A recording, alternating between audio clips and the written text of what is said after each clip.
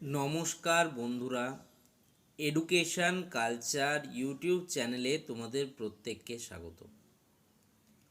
তোমরা অনেক স্টুডেন্ট রয়েছো যারা 2026 সাল এই বছর তোমরা তোমাদের মাধ্যমিক এবং উচ্চ মাধ্যমিক পরীক্ষায় উত্তীর্ণ হয়েছো।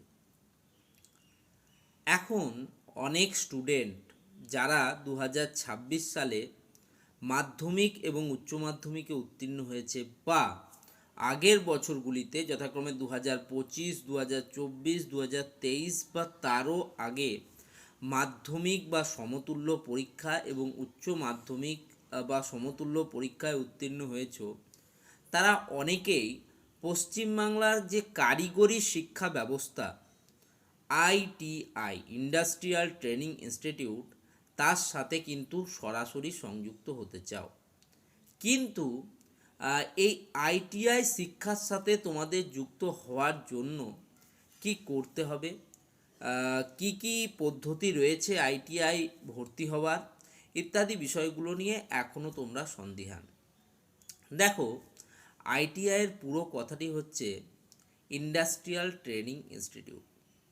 কারিগরি শিক্ষার একটা অন্যতম শিখন পদ্ধতি হচ্ছে আইটিআই।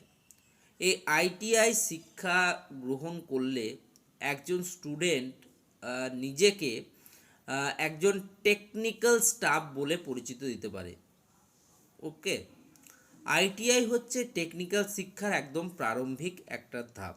ভোকেশনাল এডুকেশনের পর আইটিআই হচ্ছে কিন্তু মানে দ্বিতীয় ধাপ। ঠিক আছে, টেকনিক্যাল এডুকেশনের দ্বিতীয় ধাপ বলা হয় আইটিআইকে। এবার এই আইটিআই মূলত দুটো ক্যাটাগরিতে বিভক্ত রয়েছে। একটাকে বলে এম গ্রুপ, একটাকে বলে ই গ্রুপ। এম গ্রুপের ক্ষেত্রে যারা মাধ্যমিক বা সমতুল্য পরীক্ষায় পাশ করেছো তারা প্রত্যেকেই আবেদনযোগ্য। ই গ্রুপের ক্ষেত্রে তোমরা যারা ক্লাস 8 পাস করে ভাবছো টেকনিক্যাল শিক্ষার সাথে যুক্ত হব, তাদের ক্ষেত্রে ই গ্রুপের কোর্সগুলি অন্যতম। এম গ্রুপের যে কোর্সগুলির নাম আমি, তুমি, এমনকি প্রায় প্রত্যেকেই শুনেছে, এমন কোর্সগুলি হলো তোমাদের ফিটার, ইলেকট্রিশিয়ান, ওয়েল্ডার, এই ট্রেডগুলোর কথা আমরা মোটামুটিভাবে শুনেছি। ওকে, কোপা, ঠিক আছে। তো 2 বছরের যে আইটিআই কোর্সগুলি রয়েছে সেগুলো বর্তমান সময়ে জনপ্রিয়। দেখো, এত কথা বললাম, মেন কথাটাই বললাম না, যে 2026-27 শিক্ষাবর্ষের জন্য আইটিআইয়ের যে ভর্তি প্রক্রিয়া, অ্যাডমিশান প্রসিডিওর, সেটা কিন্তু অলরেডি শুরু হয়ে গেছে। আইটিআইয়ের যে ফর্ম ফিল আপ প্রক্রিয়া সেটাই শুরু হয়ে গেছে। তোমরা অনেকেই আমার ভিডিও থাম্বনেল দেখে বলবে যে দাদা, ওখানে লেখা রয়েছে যে কবে থেকে শুরু হবে আইটিআইয়ের ফর্ম ফিল আপ, এরকম বিষয়। সেটা কেন লেখা আছে? দেখো, আজকের দিনে দাঁড়িয়েও এমন অনেক স্টুডেন্ট আছে যারা এই বিষয়গুলোতে ওয়াকিবহল নয়। তোমাদের জানিয়ে রাখি, আইটিআইয়ের রেজিস্ট্রেশন অনেক আগে শুরু হলেও ফর্ম ফিল আপ কিন্তু শুরু হয়েছে এপ্রিল মাসে। এবং এই ফর্ম ফিল আপ শুরু হওয়ার বিষয়টিও এখনও অনেক স্টুডেন্টের কাছে অজানা। তাই সেখানে আমি একটা কোশ্চেন মার্ক দিয়ে লিখেছি যে ফর্ম ফিল আপ কবে শুরু হবে, তারপরে কোশ্চেন মার্ক। কেন? কারণ এই প্রশ্নটা তোমার আমার সবার, কিন্তু আমরা নিজেরাই জানি না যে ফর্ম ফিল আপ অলরেডি শুরু হয়ে গেছে। এই জন্যে আমি সেখানে কিন্তু এই প্রশ্নটা রেখেছি।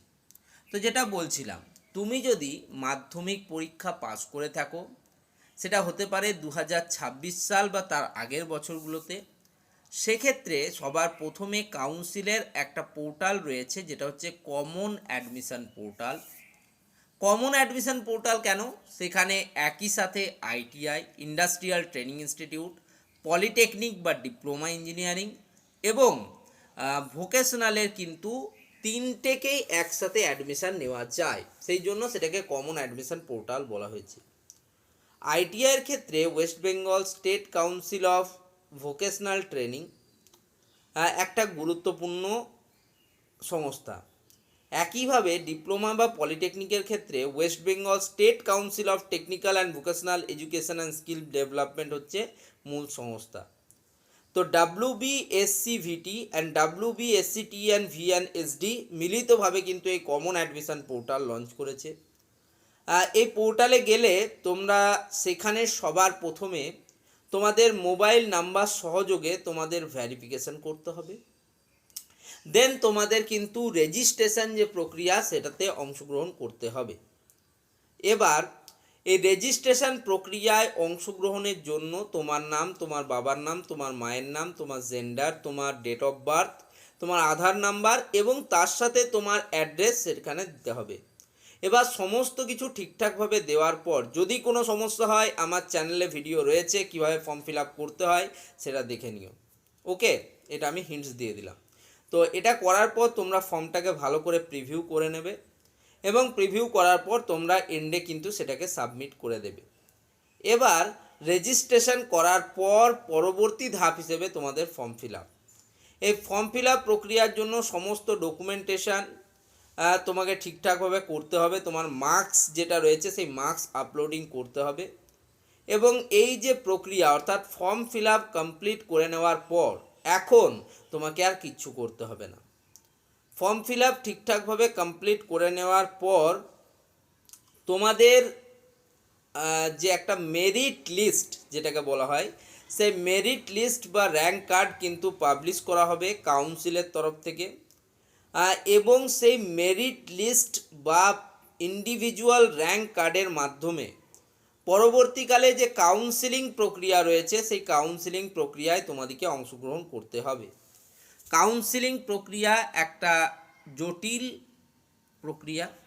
অনেক স্টুডেন্ট রয়েছে যারা কিন্তু এই কাউন্সিলিং প্রক্রিয়া করতে পারে না। তাদের জন্য কি? তাদের জন্য রয়েছে আমি। যদি তোমাদের মনে হয় যে তোমরা আমাকে দিয়ে কাউন্সিলিংটা করাবে সেক্ষেত্রে তোমরা কিন্তু দেখতে পারো আমার যে চ্যানেলের সাথে জয়েন্ট একটা বাটন রয়েছে সেই জয়েন্ট বাটনে তোমরা জয়েন করে যেতে পারো। খুব একটা মিনিমাম ফিস রয়েছে, তার মাধ্যমে তোমরা প্রত্যেকে কিন্তু তোমাদের যে কাউন্সিলিংটা সেটা কিন্তু আমাকে দিয়ে করাতে পারো। ওকে, এবার ব্যাপার হচ্ছে যে অনেক স্টুডেন্ট রয়েছে যারা কিন্তু এই ফর্ম ফিল আপে ভুল করে। এবছর কাউন্সিল একটা সুযোগ দিয়েছে যে 50 টাকা ফিস পেমেন্ট করার মাধ্যমে ফর্ম ফিল আপের ক্ষেত্রে যদি ভুল হয় সংশোধন করা যাবে। কিন্তু আমার মনে হয় যে তোমরা ঠিকঠাকভাবে প্রত্যেকে ফর্ম ফিল আপ করবে। ফর্ম ফিল আপে যেন ত্রুটি না থাকে, যেটা আমি বলি বারবার, যেন ত্রুটি না থাকে। ত্রুটি থাকলে কিন্তু সমস্যা। এবার তোমাদের অনেকের যে প্রশ্নগুলো ছিল আশা করছি সেই প্রশ্নের উত্তর দিতে পারলাম। এবার অনেকেই জিজ্ঞেস করছে দাদা এজ ক্রাইটেরিয়া কি রয়েছে আইটিআই অ্যাডমিশনের ক্ষেত্রে? দেখো, আইটিআই অ্যাডমিশনের ক্ষেত্রে মিনিমাম এজ ক্রাইটেরিয়া একটা রয়েছে, সেটা হচ্ছে যে 2011 বা 2012 সালের 1 জানুয়ারির পর তোমার জন্ম হওয়া চলবে না। ঠিক আছে, মানে মিনিমাম তোমার 14 বছরের উপর বয়স হতে হবে, ম্যাক্সিমাম কিন্তু এজ লিমিট নেই। অর্থাৎ কোনো দাদা যদি 2000 সালে পাস করে, 2020-তে পাস করে, সেও কিন্তু আইটিআইয়ের এবছরের ফর্ম ফিল আপে অংশগ্রহণ করতে পারবে, কোনো অসুবিধা তাতে কিন্তু নেই। তবে মিনিমাম হচ্ছে তোমাকে ইন্ডিয়ান নাগরিক হতে হবে। দ্বিতীয়ত তোমার মাধ্যমিক বা সমতুল্য পরীক্ষায় পাস আউট হতে হবে এবং তোমার সাবজেক্ট হিসেবে ফিজিক্যাল সায়েন্স, ঠিক আছে, বা সায়েন্স এবং ম্যাথামেটিক্স এই দুটো সাবজেক্ট থাকতে হবে। এটা হচ্ছে মূল ক্রাইটেরিয়া। এরপর আরও অনেক বিষয় রয়েছে এই টপিকটা নিয়ে বলার। আইটিআই নিয়ে আলোচনা করা একটা বিরাট ভাস্ট বিষয়, একটা ভিডিওতে বা 10 মিনিটে এটা নিয়ে বর্ণনা করা সম্ভব নয়। তার জন্য তোমরা আমার একটা আইটিআইয়ের দেখো প্লেলিস্ট রয়েছে, সেখানে আমি কিন্তু ডিটেলসে আইটিআই বিষয়ে আলোচনা করেছি এবং আমি তোমাদেরকে প্রত্যেককে অ্যাসিওর করছি যে আইটিআই কি থেকে শুরু করে আইটিআই প্লেসমেন্ট, আইটিআই এক্সাম দিয়ে প্লেসমেন্ট পাওয়া পর্যন্ত সমস্ত কিছু একটাই জায়গায় তোমরা পাবে এডুকেশন কালচার চ্যানেলে। ফলে তোমাদের যদি কোনো সমস্যা থাকে সবার প্রথমে কিন্তু সেই সমাধান আমিই করব। তাই অবশ্যই তোমরা এই চ্যানেলের সাথে যুক্ত হয়ে যাও, চ্যানেলটিকে সাবস্ক্রাইব করো, ভিডিওগুলোকে লাইক করো, বন্ধুদের মাঝে যত পারবে শেয়ার করো যাতে তারাও কিন্তু ওয়াকিবহাল হতে পারে। এখনও আমাদের বিভিন্ন স্টুডেন্টদের কিন্তু মনে বিভিন্ন দ্বিধা রয়েছে। তো আগেই বললাম ফর্ম ফিল আপ শুরু হয়ে গেছে, প্রত্যেকে ফর্ম ফিল আপে অংশগ্রহণ করো। ধন্যবাদ সকলে, ভালো থেকো, সুস্থ থেকো এবং চ্যানেলের সাথে যুক্ত থেকো।